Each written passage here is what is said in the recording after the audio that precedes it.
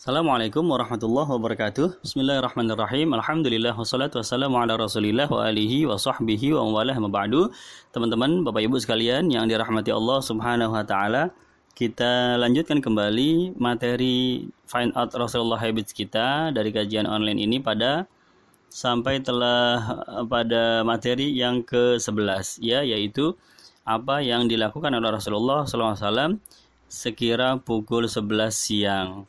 Sebagaimana telah dijelaskan sebelumnya, Nabi SAW sejak pukul 10 atau mungkin setengah 10 sudah memulai, yaitu kajian duha ya, atau majlis duha di masjid beliau ya, Masjid Nabawi yang mulia. Di situ beliau duduk, kemudian dikelilingi oleh para sahabat yang jumlahnya terkadang banyak ya, terkadang sedikit ya, tidak tetap, tetapi rata-rata selalu penuh ya masjid tersebut.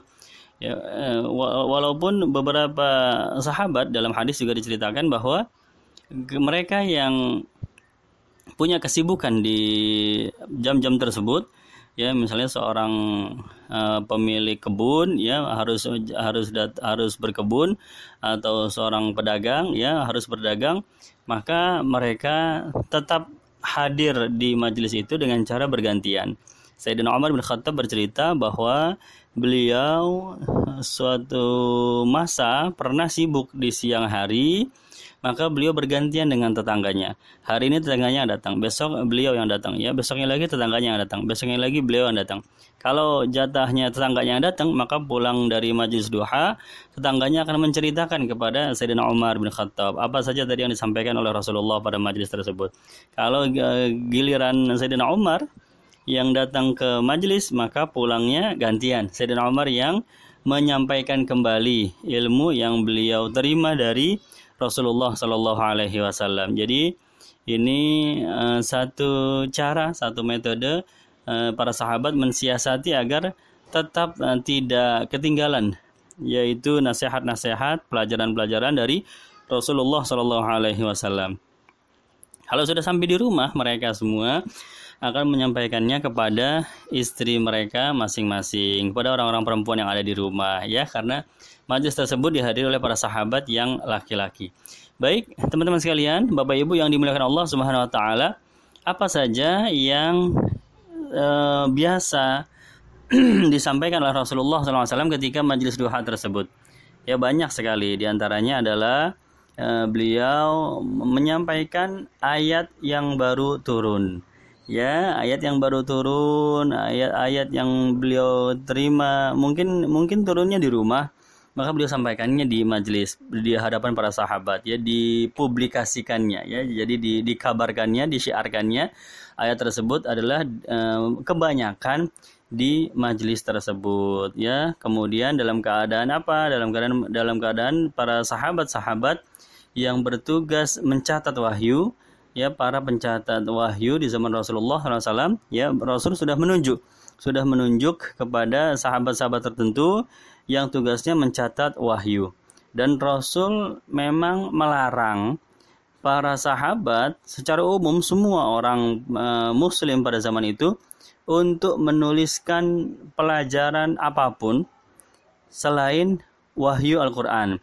Jadi tidak boleh para sahabat mendengarkan nasihat Nabi terus ditulis di buku gitu ya, nggak boleh, kecuali wahyu Al-Quran. Jadi yang hanya boleh ditulis adalah Al-Quran. Kenapa? Karena khawatir akan bercampur Al-Quran dengan yang bukan Al-Quran. Jadi sebagai penandanya, kalau itu berbentuk tulisan, itu insya Allah Al-Quran ya. Kalau itu hadis, hanya perkataan Nabi, tidak ada tulisannya, begitu ya. Dan Rasulullah SAW diantaranya menunjuk kepada Sayyidina Zaid bin Sabit, Sayyidina Ubay bin Ka'ab ya, Sayyidina Abu Ayyub Al-Ansari ya, dan sebagainya untuk mencatat wahyu. Jadi di majlis itu beliau sudah siapkan aba-aba, ada wahyu lagi yang baru turun ya, kemudian beliau bacakan ayat tersebut.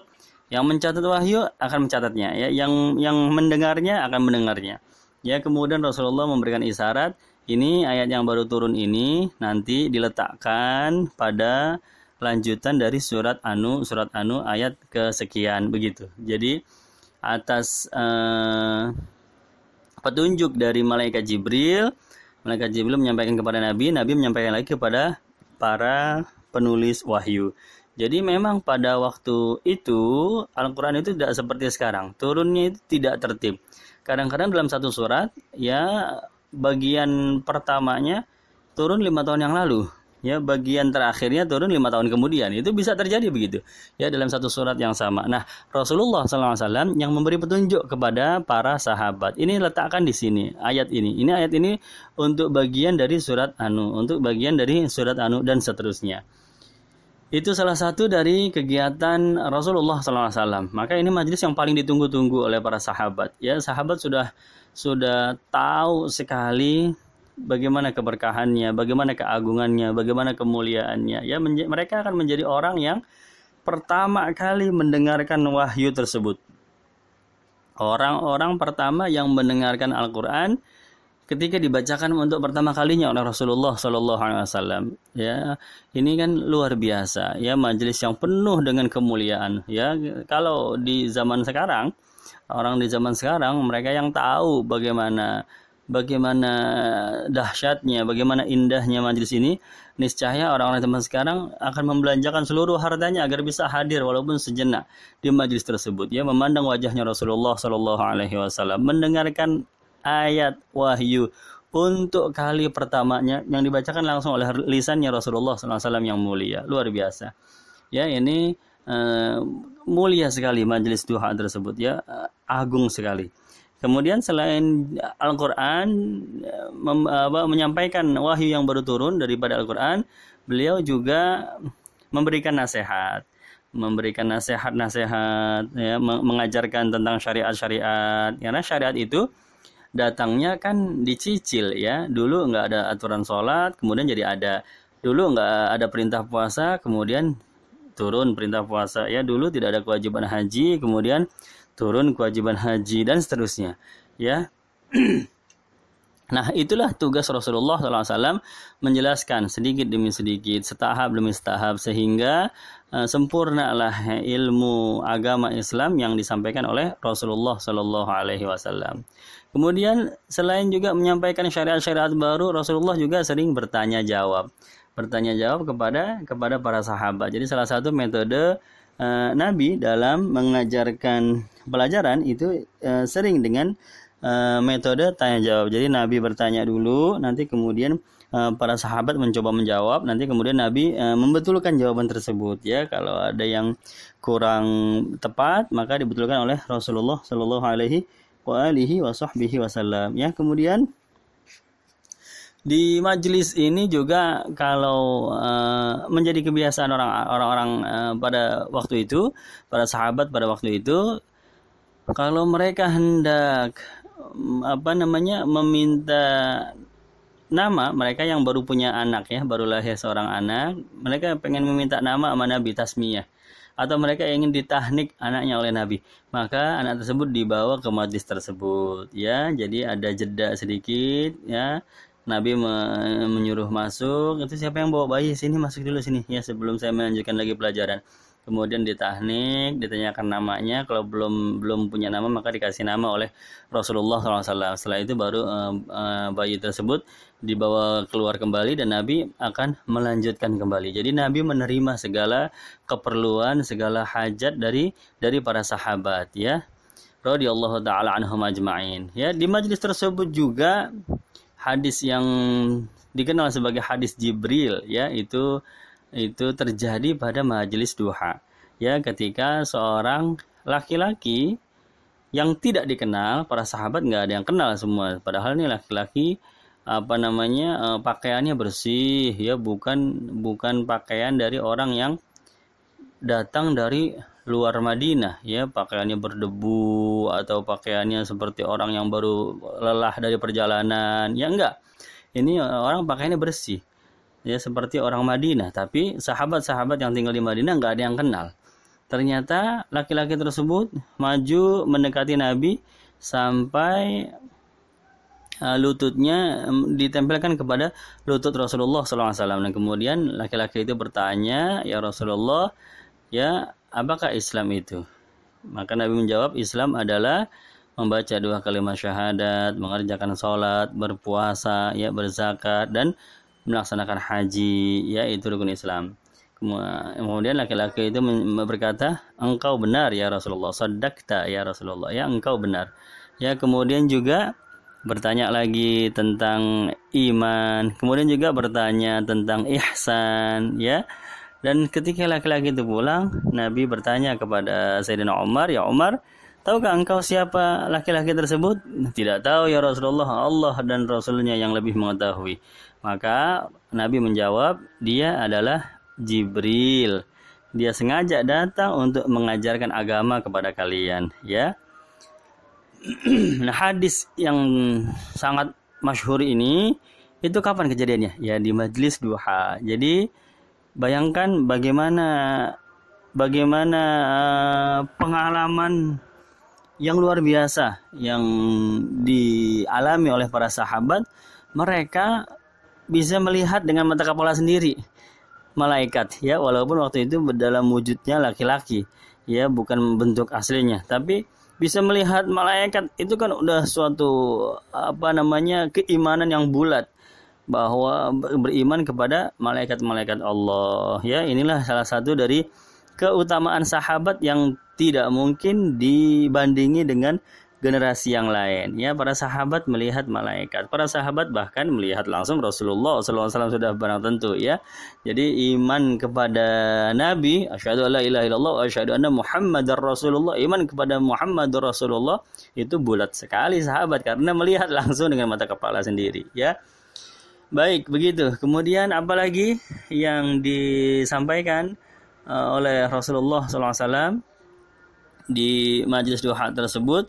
Ya, banyak aneka pelajaran. Ya, terkadang ada orang-orang sahabat-sahabat yang mengirimi makanan. Maka ya beliau menyisihkan waktu sebelum berakhir dan kemudian beliau makan bersama para sahabat. Jadi ada orang-orang yang perhatian, mereka tahu ya ada jamaah di majelis duha tersebut pasti dalam keadaan belum makan, ya, maka mereka memberikan makanan beberapa nampan dimakan bersama-sama begitu, ya. Sampai kapan? Kurang lebih sampai pukul 11:30 atau setengah jam sebelum zuhur. Rasulullah SAW akan menyudahi majelis yang agung tersebut dan kemudian beliau kembali pulang dan kemudian beliau beristirahat sejenak atau tidur sejenak yang disebut sebagai qailulah. Ya, qailulah itu tidur sejenak di siang hari. Kurang lebih setengah jam, ya, sampai dengan azan zuhur jam 12, ya. Atau mungkin 20 menit atau 15 menit. Ya, paling lamanya setengah jam.